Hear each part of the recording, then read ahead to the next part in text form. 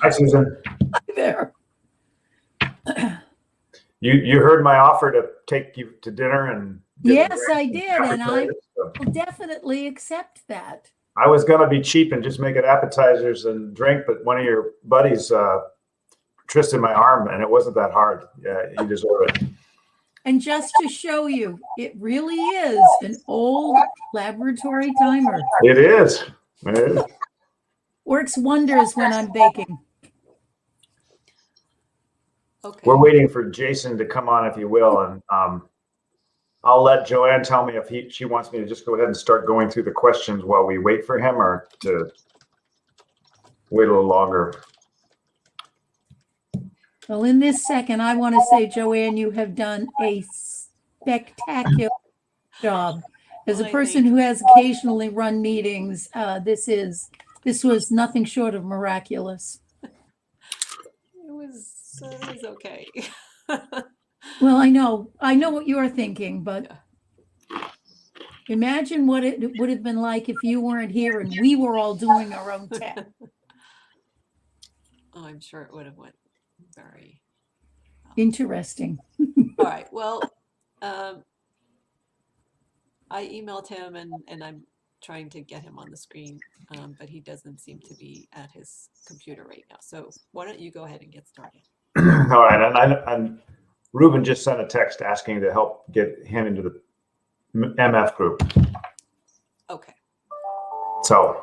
All right, you guys do that, and I'll walk over there and find out what's going on. Well, hello everybody who is in the ET group. Can one of you send a comforting note on the side that just says you hear me and you see both myself and Susan? You can hear us both. We think you can, but want to make sure.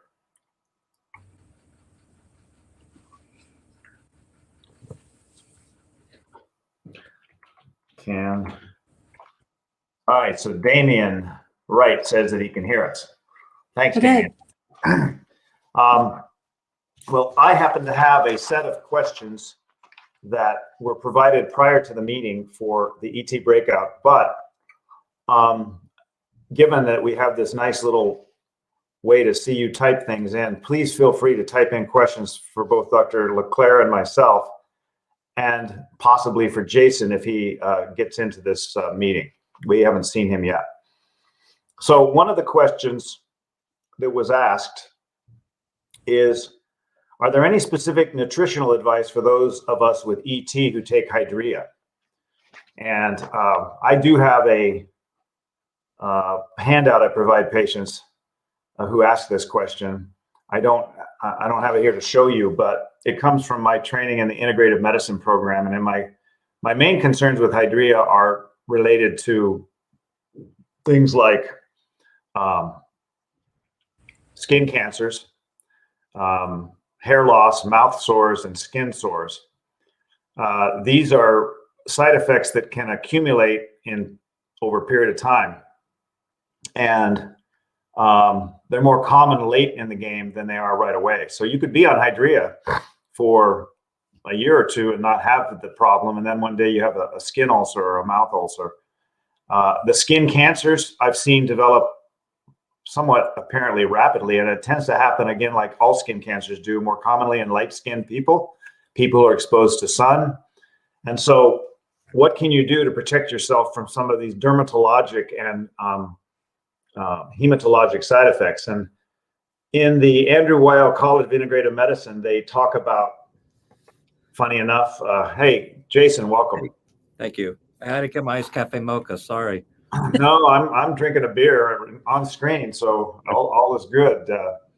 We're starting to field questions, and they say they can hear us. And I just took a question that was on the list here. Any specific nutritional advice for those of us with ET who take Hydrea?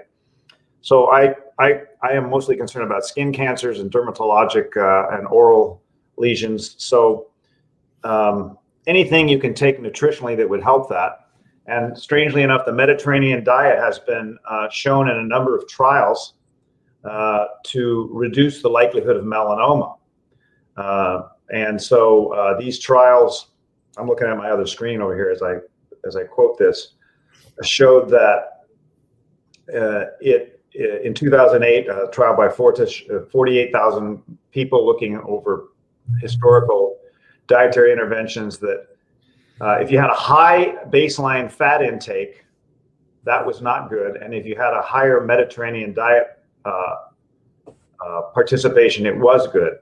As far as specific substances, omega-3 fatty acids, which we already heard about in this meeting, omega-3 fatty acids, I think it was Dr. Gowan who talked about that being the one thing in her trial that she did recently, the online trial, that correlated with a lower MPN SAF score, which is a good thing.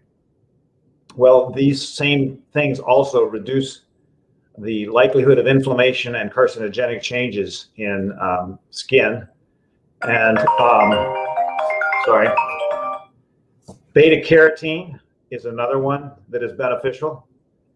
Nicotinamide, or vitamin B3, has been shown that it can reverse photoinduced DNA damage in keratinocytes and melanocytes.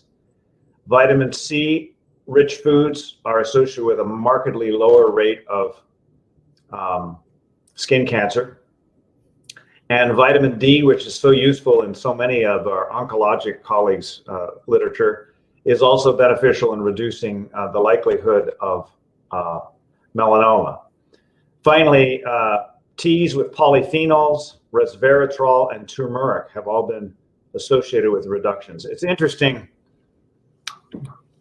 I looked over this list, and it happens to be all the things I take on a daily basis, which is kind of an embarrassment to confess because it makes me sound like a really old person who's really worried about his health that he takes that many supplements. But my box of things is mostly these sorts of things, not real meds. So again, in summary, if you are taking Hydrea, I would recommend you consider taking turmeric, resveratrol, teas with polyphenols in them like green tea, vitamin D, vitamin C, vitamin B3, beta carotene, and omega-3 fatty acids. And if you have room left in your stomach after all that food, all those meds, then you want to eat a Mediterranean diet. Any comments from the peanut gallery on what you tell patients about Hydrea risks and how to manage them? I mean, I agree that I discussed the long-term issues that there's a signal of increased risk of non-melanoma skin cancers. So I talk about the issues of seeing their dermatologist every 6 months or a year. I recommend that they try to optimize their cardiovascular health. So it's about checking their lipid panels and making sure that if needed, they need to modify their diet or exercise, or if they need to be on a medication regimen to optimize their lipids, just because of the intersection of cardiovascular risk factors and MPNs in terms of thrombosis and heart attacks and strokes. The other thing I do is always make sure that I do ask about supplements, just because if there are patients with ET that have very high platelet counts, for example, particularly the CALR mutated patients, they may have an increased risk of bleeding. And so I just want to make sure there's nothing in their other supplements that can worsen that risk of bleeding. And so I end up going online in the patient room and just making sure that I look up the supplements. Sometimes I don't know what's in the supplement, and I'll ask them to send me pictures of the bottles to see if there's anything I should be concerned about. Okay. There was another question for ET. How do hydroxyurea and anagarlide compare in treatment of ET and side effects? And actually, we had a speaker from the United Kingdom about 10 years ago who came and spoke on the Hydrea anagarlide randomized trial. And I think they very clearly identified the pros and cons of each drug. Do you want to make a comment, Jason, about the basics of that trial? Yeah, so this was the PT1 trial. I think it's now about, was it like 2005? It was a long time ago at this point. I think it ages us. But basically, I think they randomized people to Hydrea and aspirin and a Negrolide and aspirin in patients with high-risk ET, and they had several definitions of what high-risk ET meant. The bottom line of the trial is that Hydrea and aspirin was the winner compared to Negrolide and aspirin in terms of reducing arterial thrombotic events. There were more arterial thrombotic events in the trial versus venous thrombotic events. There just happened to be a little bit more venous thrombotic events in the Hydrea arm. But with regard to thrombosis, generally it was felt that Hydrea did better than Negrolide. With regard to tolerance, well, first of all, both control the platelet counts fine. That was equal. With regard to tolerance, there was less withdrawal and less bleeding on the Hydrea and aspirin versus the Negrolide plus aspirin arm. And then there seemed to be more progression from ET to myelofibrosis in the Negrolide arm. So based on that trial, I think there was kind of a shift in the thinking that Hydrea would generally be the preferred first-line agent for cell reduction versus a Negrolide. Mm-hmm. Now, having said that, there was the follow-up study or another study called Hydra that compared the two agents, Hydrea and Negrolide as well, and they seem to be fairly equivalent. So, I think the upshot of that is that Negrolide is not a bad drug. It's a reasonable drug. I think most of us generally use it second line versus Hydrea in high-risk ET for older patients. I think that in younger patients, many of us have pivoted to Interferon Pegasus. That may not be true of everybody, but I generally prefer Interferon in younger patients. That's how I see the data thus far. So I think there are access issues now with the Negrolide. I'm not sure what the manufacturing issues with that drug are right now, but that might be another issue if one wanted to consider Negrolide. Side effects, and Negrolide has been associated with edema or swelling, lower extremity, sometimes whole body edema, headaches, diarrhea, and you really need to exercise caution in using it in people that have issues of arrhythmias or abnormal heart rhythms or cardiovascular disease. And it can cause some lowering of the white count and anemia. It tends to be milder, probably than Hydrea, but it depends on the dose. And I think to some degree, you probably talked about Hydrea, oral ulcers, skin ulcers at higher doses, count suppression, skin cancers. And you can see some rashes or fevers that are more idiosyncratic, uncommon, but we do see that. So I'll let others speak, but that's kind of my gestalt of a Negrolide and some of the side effects of both drugs. Mm-hmm. Susan, when it comes to patients who worry about bleeding with ET, can you comment at all on some of the lab tests? We used to have this test called the bleeding time, which was a cool way to test platelet function, except then we proved that the test wasn't very good. We would take a little mini guillotine, and you probably did this yourself as a lab person, where you'd You want to see the guillotine, and it would pierce your skin, and then you would bleed. Yeah. And they would take a little tissue and count the number of minutes it took to stop bleeding. And now we don't have that tool anymore, and it probably just as good.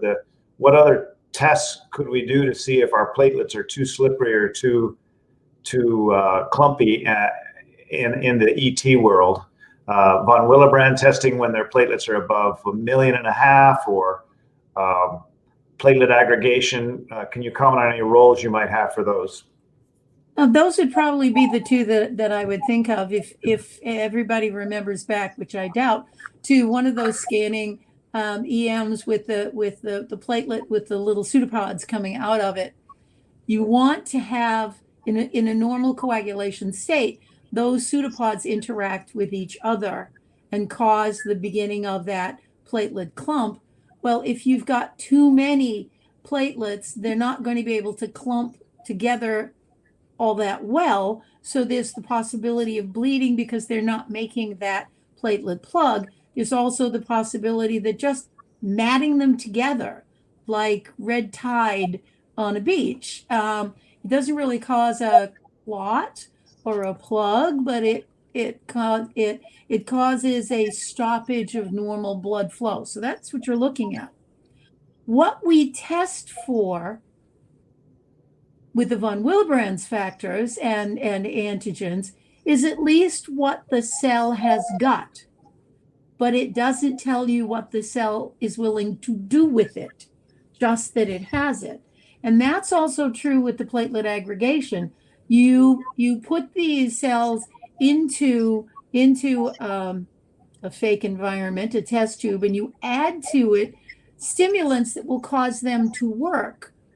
We don't exactly know if what we do inside of a plastic test tube that we're keeping at 37 degrees actually mimics what's going on in the body. And of course, there's no way, thanks to the fact that we don't use the bleeding time anymore, there's no way for us to check on the patency of the capillaries. Mhm. If I have weak capillaries and there's a fair number of women with high estrogen who do, that's I don't know where I got that bruise from because I don't remember bumping myself. Women have fragile capillaries. Go ahead, guys. You can do your thing on this one. And so not only do they bleed easily, they bruise easily in that. And we can't test for that. Mhm. That's something that the physician has to kind of look at with that's an interesting bruise on your arm. How did you get it? And get that sense of that capillary fragility. There used to be a test called the capillary fragility test, which I would assume neither of you have ever done to yourself, because I'm not seeing the look that you would get if you ever had. It's a fun test someday when you have nothing else better to do. Take a blood pressure cuff, find your midpoint, and keep the blood pressure cuff point at that midpoint for 5 minutes. You're allowing plenty of arterial blood to go down to your fingertips. You're just not allowing anything to come back. So you're enlarging those blood vessels because you're blocking them. And what you shouldn't see are a lot of petechiae. The more petechiae you see, the more fragile the vessels. It is a much easier test to explain than it is to endure. But, Thanks. Well, that's it. We don't have good tests for platelets. the upshot is we don't do many tests beyond the Nope. platelet count at this time, even though they purportedly will help guide you to understand what the platelet might do. The only exception I might make is I have discovered acquired von Willebrands in patients who bled unexpectedly and their platelet count was like 2 million. You can measure the von Willebrand, it'll be low, bound presumably to the platelets in such a way that can't be Right. released to be useful. Well, if you think of von Willebrands just as having, and it doesn't, just having two hands, it has to be able to reach across to grab two platelets. Mhm. If there's so many platelets there, it's not going to be able to grab, it's not going to be able to choose the second one to grab. And so you don't get the clotting that you expect. You get. I noticed a question that showed up on the right. It says, low risk PV seems to be leaning towards earlier treatment. What about low risk ET? Are we leaning towards earlier treatment? And I'll make a comment first and then Jason can jump in. First of all, if you look at the survival of patients with both ET, PV, and myelofibrosis, probably some of the best work came out of Mayo up in their 40-year follow-up of patients with ET that Dr. Teferi published, where for the first 10 years of diagnosis, it looks like the survival mirrors that of the regular population. And then it gradually and very slightly separates from the regular population with some increase in deaths. But one could look at those Kaplan-Meier curves and conclude that it's pretty subtle. And it's the kind of thing, if you started wearing your seatbelt more often, you'd probably survive more than if you did anything to the ET. So the point is, for most patients with ET, it's hard to do a study to show improvement in survival because they don't even separate from the regular population for 10 years. And when they do, they don't separate very much. So if survival is not the endpoint for earlier treatment, then what would be your endpoint? Why would you start treatment earlier? And the argument usually will be because they already had a clinical event that was dangerous. And I don't care how old you are, if you're young and your platelet count was 570,000, not even very high, and you presented with a stroke or a TIA, we're going to treat you. So that population is kind of easy because those people have a 30% rate of recurrent thrombosis without management of their disease. So the real question is the asymptomatic patients who come in the door. And in my experience, the tool Ruben gave us, the MPN SAF score, where you literally sit down and ask them about 9 questions in generate a score, along with talking to them about vague symptoms like migraine, headaches, and malaise, can often lead me to decide to treat them just because they're kind of miserable. Their score may be high on the MPN-SAF. And up until this point, most people used to say, it's just a tired housewife. They all complain. Or it's, a tired executive and he doesn't work out enough. It's his fault that he's miserable. When in reality, some of these people are really having a lot of symptoms from their MPN. And so the other day I had a lady come in. I say the other day, it was about half a year ago. She was 30. She was worked out all the time. She ate well, and she was miserable. And she couldn't put her finger on it, but she had her brain was kind of cloudy in its thinking. She had some minor itching after a bath. It wasn't full-blown post-bath pruritus, but it was there. And, she's depressed. And make a long story short, I did what IU Teferi taught me to do, and that is, hey, John, when you don't know if the platelets or their disease is related to the problem, give them a therapeutic trial. Get their platelets normal with whatever you want. Use Hydra, use Interferon, use Anagarlide. Once you get their platelets normal, get them on some aspirin, and they're better, then you have your answer. And so I did that in this lady. And when I brought her back, I got all the fellows and brought them in the room and said, this is a poster child, because she came in, practically jumped in my lap. You saved my life. My whole life is better. I feel wonderful. And all we did was we got her platelet count from like 600 down to about 350 and put her on aspirin. So that, unfortunately, is not always the case, or I'd say usually the case, because most Americans have a lot of other comorbidities. But it is one of the tools I use to decide to treat earlier. I don't know if Jason wants to jump in there and say anything more about that. I agree with everything you just said. Sometimes, the dogma, which I don't think anyone of us would agree with, is that the ET patients are the least symptomatic and they shouldn't have symptoms. PV is in the middle and myelofibrosis is the most symptomatic. But just like John said, I've got plenty of ET patients that just based on their counts, but sometimes because of their counts, their meta symptom burden is out of proportion to what their labs would suggest. And you try something, and if it works, great. And if it doesn't work, then you have to put on your internal medicine hat and ask whether there's something going on that's not MPN that is unaddressed. Sometimes it's fatigue because they're hypothyroid. Sometimes in fact, some of the platelet count is elevated because you're iron deficient, and maybe it's a masked PV.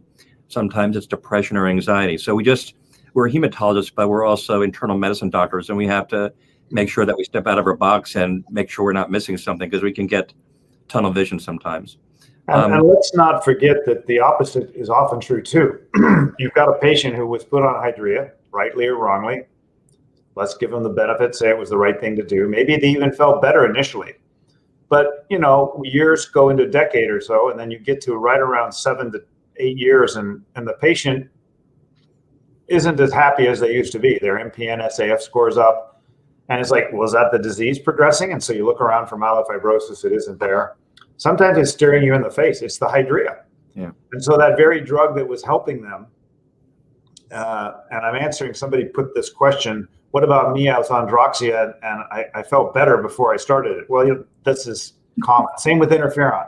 You can have somebody on Pegasus or an interferon for a period of a few years, and the benefit that once was derived begins to wear off, and now you've got some cumulative side effects. So you've got to periodically, and you have the luxury of it with ET. If you're a myelofibrosis patient, you have the luxury of spending a year to figure out if something's working very well. You want to, get on it right away. But with ET, it's often the case that we can stop the Pegasus, put them on nothing for a period of time, and switch back and forth. Yeah, there have been so many instances where it's the drugs that were given to patients that, it's just over time we forget or should remember that it could be the drug therapy, and patients accommodate to symptoms and side effects so slowly over time, we tend to just forget that sometimes what we're doing to the patient is not the disease. So we always have to remind ourselves. So here's a question. Since Pegasus can induce or worse, an autoimmune process. What do you do with somebody who has an old history of Hashimoto's thyroiditis or rheumatoid arthritis or even lupus, but they were 10, 15, 20 years ago and they're inactive? Are those absolute contraindications to trying the drugs, or would you be willing to give it a chance? I'd be personally willing to give it a chance as long as I was working in consort with a set specialist to make sure that the rheumatologist or other subspecialists was keeping a very close eye on the patients, making sure that they were getting the labs needed and getting a good idea about the symptoms. Because as a hematologist, I don't feel I have the expertise to know what labs to get. I don't really have the insight sometimes to know what exact symptoms I should be looking for. So a history of that is not a contraindication to me, but you just have to do due diligence and surveil very closely. There was a lot of excitement about rope-peg interferon generated, at least in me, by Dr. Kalajian's presentation. And do you know personally where that drug is in approval in the United States? As I understand correctly, we still don't have it. I'm still conducting trials with the drug. And one of the questions was, is there any benefit in a patient with ET having rope-peg as opposed to pegylated? I think the answer is we haven't done a trial comparing the two head-to-head. The first trial is, let's see if we can get rope-peg approved. The big advantage for rope-peg is it's given half or a fourth as often. Pegasus, typically you start weekly. Rope-peg, you typically, if I recall correctly, start every 2 weeks and then can move to every 4 weeks.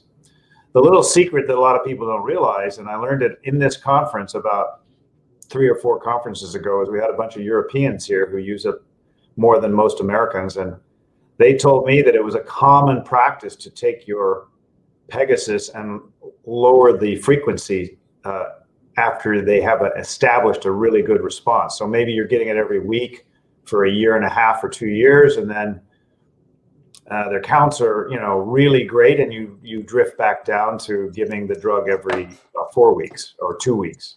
Is that something you do in your practice? It is, and so this goes to the idea of maintenance dosing. And so patients, are always asking me, well, is this a lifelong drug? Am I going to need to take it every week?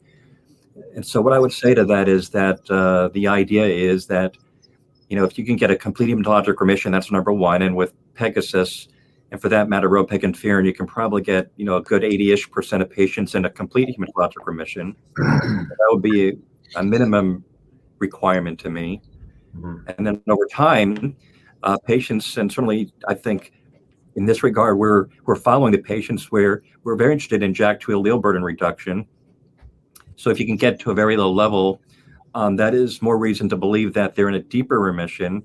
And then we start talking about, maintenance dosing. Can you give it not every week, but every 2 weeks, every month? And then, of course, down the road, the issue is, well, I've gotten my complete heme remission. I've gotten my JAK2 allele burden very low. Is there a role for discontinuation? And that's where Dr. Kalajian's data about a CHR, complete hematologic remission, and allele burden less than 10% was encouraging, that there are patients that can come off the drug and enter a treatment-free remission for months to years. Mm-hmm. So all that's relevant, John. Right.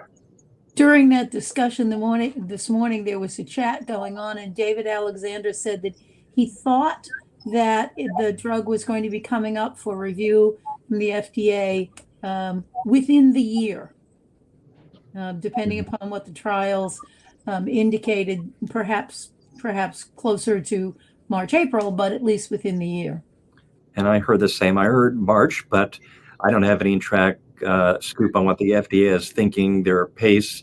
But they're I would busy right now. No, it's just, I hope it's within the next year. That's kind of what I've been told that it's likely to happen. Mm-hmm. So there was a question, is there a timeline to go from Hydrea to some other form of treatment? And of course, I can spin that question in a lot of means. What are you really asking? Again, it was at this meeting a few years ago that I heard one of the folks, I think he was from Finland, it might have even been Barbui. There is a feeling in the industry of those of us who see lots and lots of patients that even if you're doing what appears to be very well on Hydrea, there tends to be this cumulative effect of that drug in a manner that it is rare for individuals to be doing as well after 10 years as they were in the first 5 years. I certainly have some. I can think of more than a few that are on year 15 and they're not really doing that bad, and I haven't been tempted to change them. But I've had a higher number of people who they get a crop of skin cancers all of a sudden. You know, 7 skin cancers in 1 year on their scalp and shoulders, and that to me is a pretty big sign that I waited too long to take them off Hydrea. And what's interesting is, maybe you can comment on this, I do understand that Ruxolitinib is associated with an increased risk of skin cancers as well. I don't know if it compares in severity or likelihood. Whereas when you start someone on Pegasus, and perhaps the same is true with Ropeg, but I think it's just interferon in general, a lot of patients will say, you know, I had all these things on my skin, actinic keratoses and probably early skin cancers that actually dry up and get better, and instead of getting worse.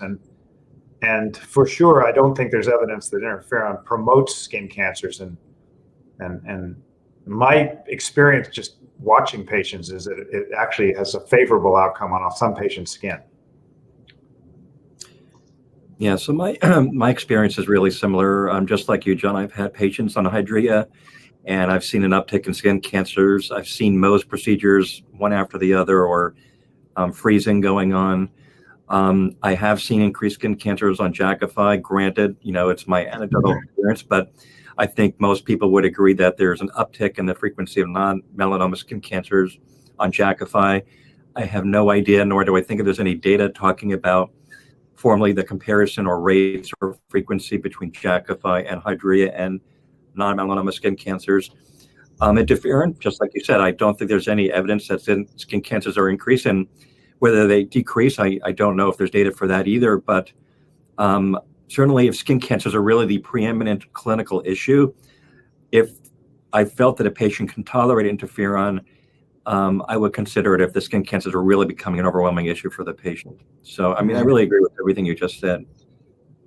One question came through, says, do you move patients to interferon after age 70 if they want to? Well, sometimes I move it to them to it even if they don't want to. You know, and that's been the case with a lot of the people who have 10 or more years of Hydrea. They get a comfort zone with it. They don't want to give it up. But most of the people that I switch over to tend to tolerate it very well. One of the disservices that some of the previous trials had, I thought, the consortium trial, for example, I'm trying to recall, but I believe they started everybody at 90 micrograms. And I almost never start at 90. If it's a pretty big individual, I usually will. But I had a lot of experience years ago before pegylated interferon came out, just using regular interferon. And we learned in that drug, which is really toxic, that if you start at 1 million units and creep up slowly, by the end of a couple months, they're tolerating full-blown 5 million units. But if you start at 5 million units, they'll never go to your office again because they're sick as hell. So I think that influenced my practice with pegylated interferon to start at 60 for most men and maybe even 45 for a skittish patient who's had a lot of drug toxicity and they're worried about it. And then I creep up on the dose. Sometimes I don't have to, and often I'll get up to 90. But I've had my record is a patient who was taking 180 micrograms twice a week. He had a splenectomy, he was on Hydrea, he was on all of those. So there's a big range of dosing, but I think the wise thing is to start lower. Yeah, I would say overwhelmingly I start everyone at 45. And I would say that, you know, thinking about who I treat, I'd say that 90% of my patients end up at 45 to 90. I do have scattered patients that are 135 to 180. But then I have patients who really do seem to experience a fair amount of myelosuppression, low blood counts, and you know they're dosed at 22.5 every 14 days, or sometimes changing the dose, I'll change the frequency. But really almost everybody I have is 45 to 90. And the one patient I have right now actively is on 180. She had been responding well. She started at 1.5 million. She got down to 400,000, and then she's creeping right back up toward 1.5 million. And I've had to increase the dose. And she seems to be tolerating 180, where I think most patients would not be doing so hot at that dose. But I guess I can go further, and I will. Or I might combine it with another drug.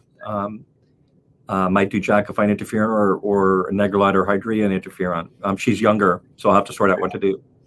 Yeah, I think combination therapy is under-recognized by the average oncologist who tries to do PV and MPN work on the side. You know, they don't think like that, but we've all been in that position where a touch of Hydra and a touch of Anagarlide and a touch of Pegasus works better than any one of those drugs alone. So there was a question that is a strange one. It's come up twice now. I don't know if it's from the same person, but Jocelyn writes, I was diagnosed JAK2 positive in 2006. In 2018, JAK2 was negative or undetectable, but since 2018, I've been CALR positive on Hydra and aspirin only. Never took interferon. What does this mean for treatment and prognosis? Have you seen these, what did we used to call this in oncology? Lineage infidelity, where you would start with one lineage and switch to another. And what is that phenomenon? What do you make of that? Well, John, first I would say that there's plenty of room there for a joke about lineage infidelity. You have to come up with something for next year. Well, what I would say is this, is that I don't think there's a lot of patients out there. Of course, I think it's very rare for someone to be JAK2 positive, lose that clone, and then become CALR positive.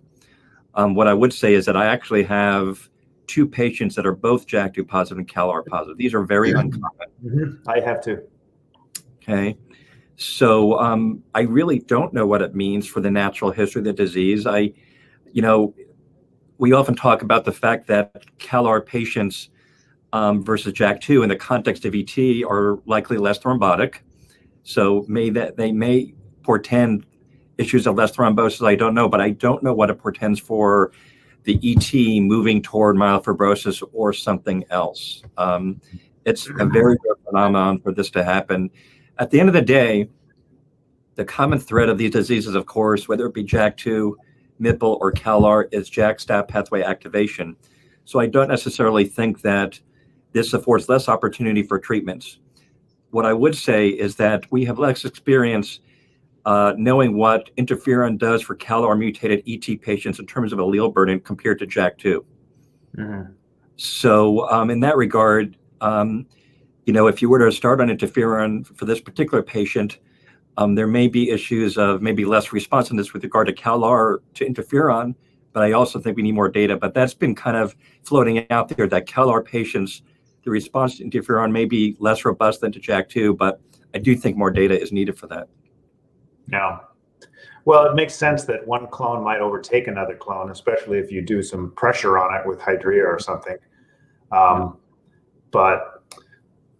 Here's a question. I was diagnosed in 2008. I'm 64. Was put on Hydra 5 years ago when I was symptomatic with low-grade fever, elevated white count, platelets. Now I'm concerned that I've been on too long. What do you suggest? So I don't want to contradict myself immediately, but the earlier question, when and how should you transition from Hydra? My answer was there is a non-scientific bias amongst those of us who've used all of these different agents that at some point Hydra, maybe more than other drugs, can be too long. And I think you have to individualize that. So the contradiction is I wouldn't imply to anyone that if they're just skating along marvelously with Hydra and they're at year 10 that they need to stop. That is not the message. They need to question it. They need to ask that question. And, I treat a patient whose JAK2 burden went from 5 to 50 to 90 and was having a larger spleen, and the whole time they're on Hydra, I'd be tempted to change it, but that's individualizing it. So I wouldn't want to send a message out there. Everybody should be worried if they're on Hydra between 6 and 10 years. Yeah, the issue with younger versus older patients is that the natural history of an ET or a PV patient is one of time. whether one goes from PV or ET to myelofibrosis and then myelofibrosis to acute leukemia, these typically happen, of course, over decades. And I feel somewhat more comfortable using Hydra, of course, an older patient, where if something was to happen to them, it might be not necessarily from their ET or PV progressing. It might be that they have cardiac or lung disease or other comorbidity that takes their life. Whereas in that younger patient who's 20 or 30, the idea of having someone on hydroxyurea, which might add to, even in a little bit, that risk of MF or AML progression, because you've got 50, 60 years ahead of you, that to me is something that I'm not necessarily willing to commit a younger patient to Hydra all that time. And that's where you need to ask the question, if you do start Hydra, should we pivot to interferon earlier?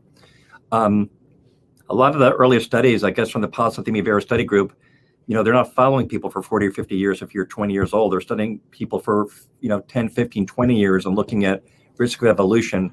So I don't think that data can easily be applied to a younger patient that has 50 years ahead of them, in terms of gauging the leukemogenicity of Hydra. And that's why I think a lot of us might see interferon as a preferred agent for younger people. Yeah. And there's so much lore rather than science about Hydra because it's been around for so long. And so Cody points out that Barbuia wrote a paper about after 5 years on Hydra, the incidence of MF increases. And we saw that literature today presented by Dr. Silver. And again, these are observational trials. When you have the randomized trials that we already talked about comparing Anagarlide to Hydra, in one study, Anagarlide looked riskier for turning into myelofibrosis. And in the second study done, they looked about the same. Right. So I don't think the message is that Hydra is more likely to cause myelofibrosis, but I do think the message might be, and I do agree with Silver on this, that if I had if I was on a desert island and I had only one drug to treat patients with, I'd want to make sure I had enough needles, and I'd make that drug Pegasus. And I think the reason would be if I've got a woman who might have risk for pregnancy or lactation, it doesn't matter. Pegasus is safe. Hydra, probably not so. If I have the decades of time for a clone to migrate into leukemia or myelofibrosis, there is evidence, and I believe it's pretty good, that Pegasus will retard that. So if it's good for the younger ones, most of us old folks start to say, well, hell, why do the young people get all the good treatment? I'd kind of like to try that too. So I'm an open-faced Pegasus biased person. I favor it as the drug if I had to compare the two. It is 4 o'clock in Arizona, 6 o'clock in New York. Who knows what it is in Massachusetts? Probably something like 6. And I vowed I would not let this go over, even though I've enjoyed myself and I love doing this. My wife is actually in the other room wondering when I can go and take her out. So her birthday was yesterday. So I see Joanne. Joanne, any closing comments? Because my plan is to call this to a close. Thanks for the opportunity, everybody. Appreciate it. Thanks, John. Thanks, Jason. Thanks, Susan. This was wonderful. And say happy birthday to your wife. Yes. Yesterday was my birthday. Oh, So Happy birthday. Oh, Susan. An Aquarian. Thank you all. Thank you all so much for, this is such a great opportunity for us to have your attention and to get your wisdom. So thank you so much for spending the day with us. Thank you, Joanne, for navigating everything today. Really appreciate it. Thank you. Thanks. Bye-bye. Take care, everybody. bye-bye. Bye-bye. Bye.